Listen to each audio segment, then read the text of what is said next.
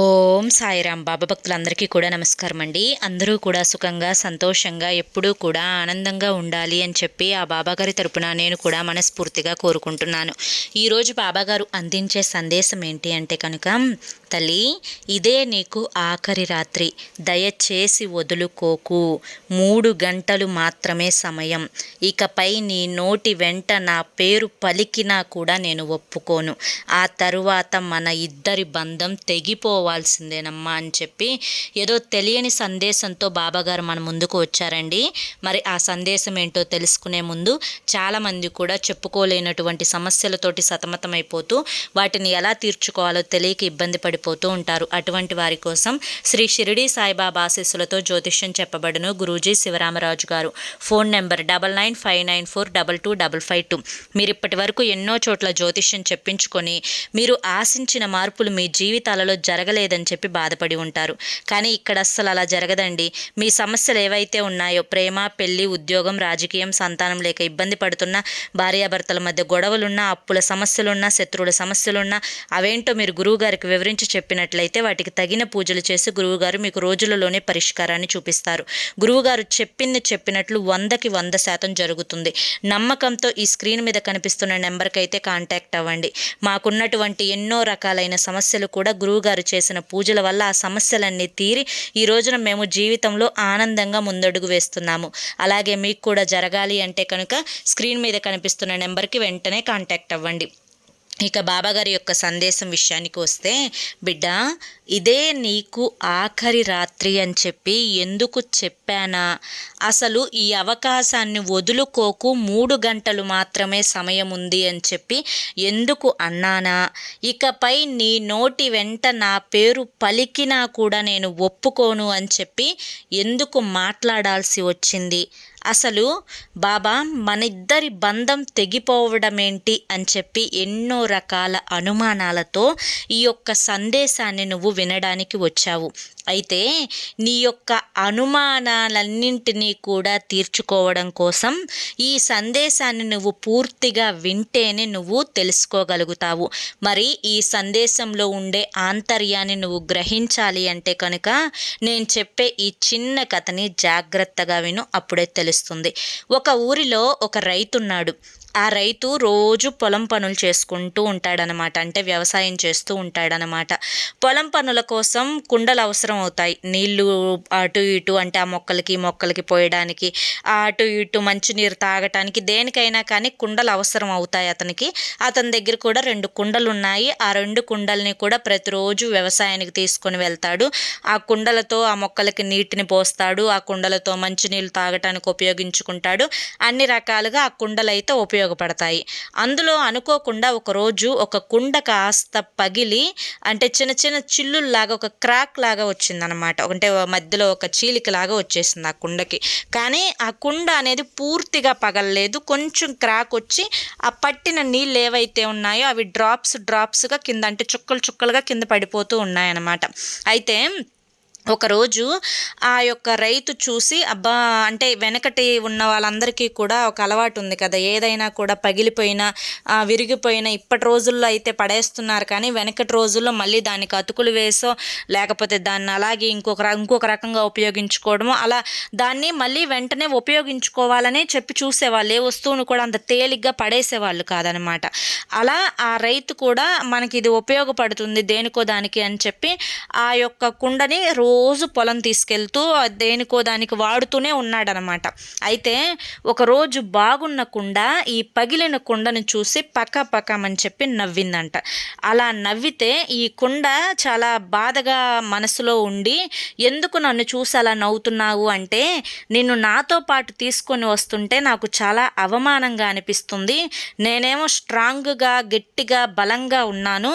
నువ్వేమో పగిలిపోయి నీలో ఉన్న నీరంతా కూడా కారిపోతుంది. పగిలిపోతూ ఉంది, అసలు నీతో మాట్లాడాలంటేనే నాకు అసహ్యం వేస్తుంది, నిన్ను చూస్తుంటే నేను నవ్వక ఏం చేయమంటావు, నిన్ను చూస్తేనే నాకు నవ్వు వస్తుంది అని చెప్పి మళ్ళీ నవ్వటం అయితే స్టార్ట్ చేసిందనమాట.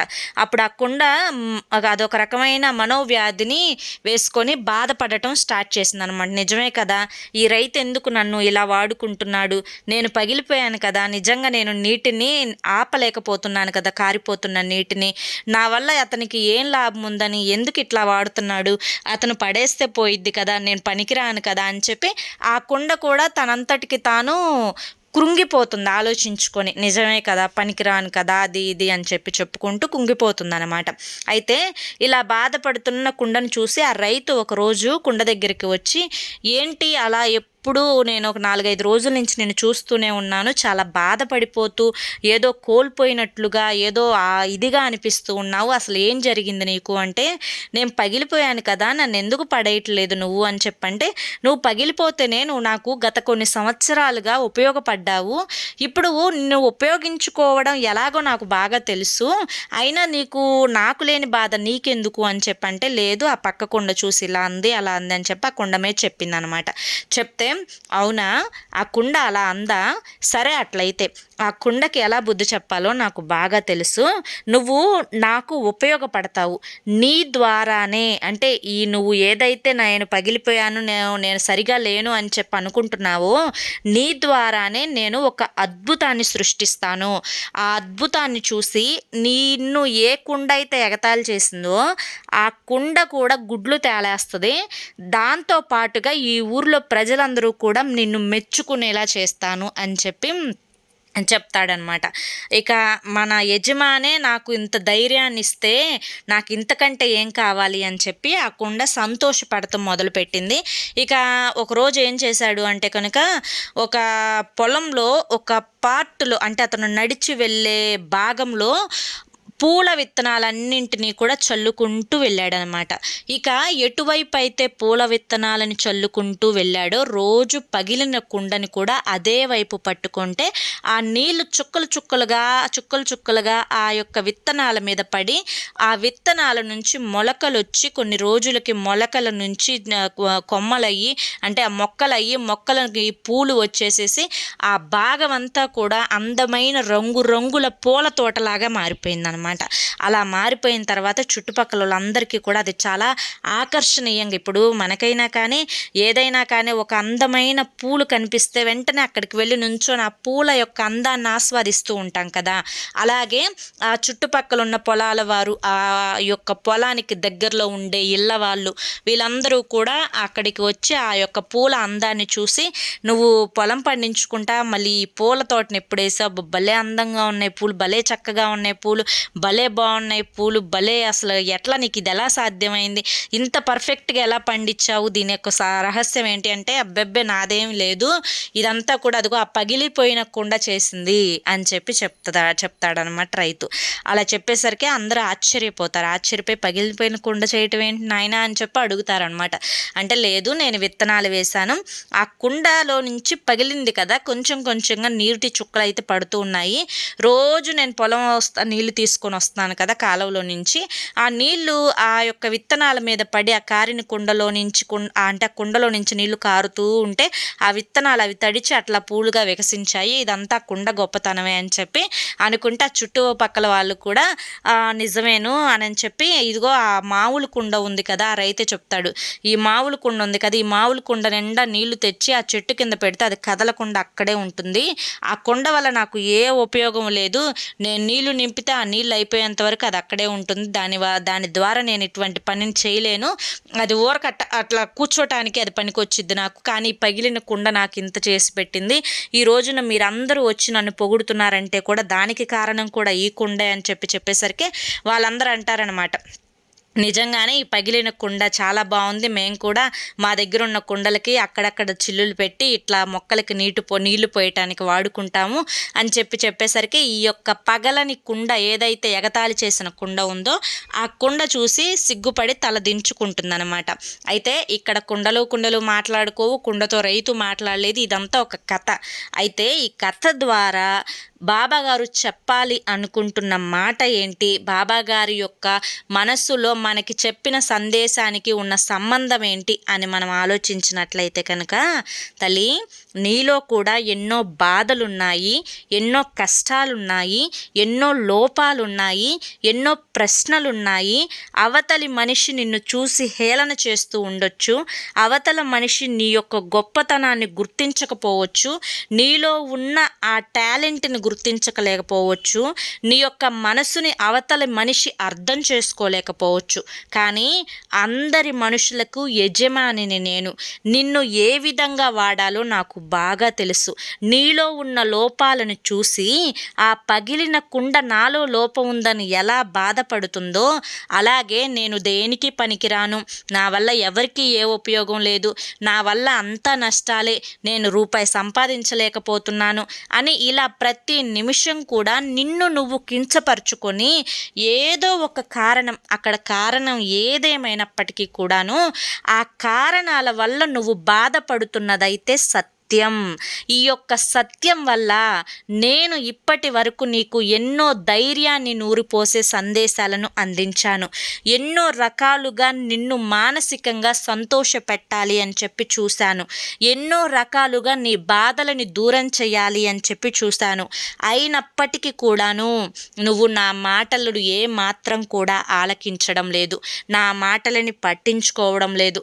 బాబా చెప్తారు, వెళ్తారు, అంతేకాని నా బాధలు తీరుస్తారా అనే ఒక అపనమ్మకాన్ని నువ్వు పట్టుకొని కూర్చున్నంత కాలం నా మీద నీకు నమ్మకం లేనట్లే లెక్క అవుతుంది. తల్లి, మరి నమ్మకం లేని చోట భక్తి ఎలా ఉంటుంది? నమ్మకం లేని చోట బాధలు ఎలా తీరుతాయి? అటువంటప్పుడు నా పేరు నువ్వు పలకడం అవసరమా? ఇకపై నువ్వు నా మీద నమ్మకాన్ని ఉంచుకోలేకపోతే నా పేరు పలికినా నేనైతే ఒప్పుకోను. ఈ రాత్రి తర్వాత నుంచి నీ యొక్క జీవితంలో గొప్ప మార్పులు చోటు చేసుకొని ప్రతి క్షణం కూడా ఆనందంగా సంతోషంగా ఉండడానికి నువ్వు ఇష్టపడితేనే నీ యొక్క సమస్య ఏదైనా కానీ ఖచ్చితంగా అది నా నుంచి దూరం అయిపోతుంది. వెలుతురి వెనకాలే చీకటి, చీకటి వెనకాలే పగలు ఎలా వస్తుందో కష్టం వెనకాలే సుఖం కూడా వస్తుంది అని నువ్వు గుర్తించినప్పుడు మాత్రమే నువ్వు నా యొక్క నమ్మకాన్ని, నా మీద పెట్టుకున్న నమ్మకాన్ని నిలబెట్టుకున్నట్లు అవుతుంది. అలా కనుక నువ్వు ఉండలేకపోతే ఇకపై నా మీద నువ్వు నమ్మకం ఉంచకుండా నన్ను అవమానించినట్లయితే మనిద్దరి బంధం పూర్తిగా తెగిపోవాల్సిందే.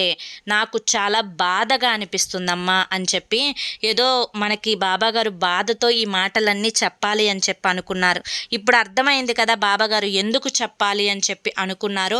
మరి బాబాగారు చెప్పాలి అనుకుంటున్న దాంట్లో సందేశంలో ఉండే ఆంతర్యాన్ని కూడా మీరు గ్రహించగలిగారు కదా. మరి బాబాగారు ఎంత బాధపడుతున్నారు?